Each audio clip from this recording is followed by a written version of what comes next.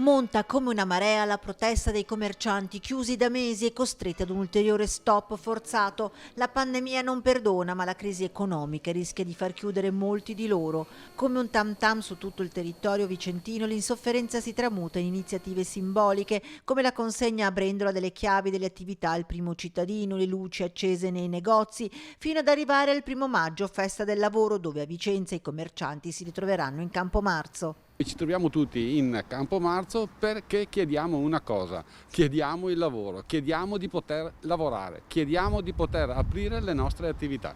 Campo Marzo che torna ad essere centrale, punto vitale e dimensione ideale per contenere la protesta pacifica, autocertificazione alla mano. Campo Marzo è il luogo più grande in centro della città, ci darà la possibilità di manifestare e quindi ognuno di noi porterà un cartello con scritto il nome della propria attività per dire io ci sono, io chi rappresento, staremo a debita distanza, saremo in tanti in uno spazio grande. Lasciateci lavorare è il grido, l'appello lanciato per questo 1° maggio.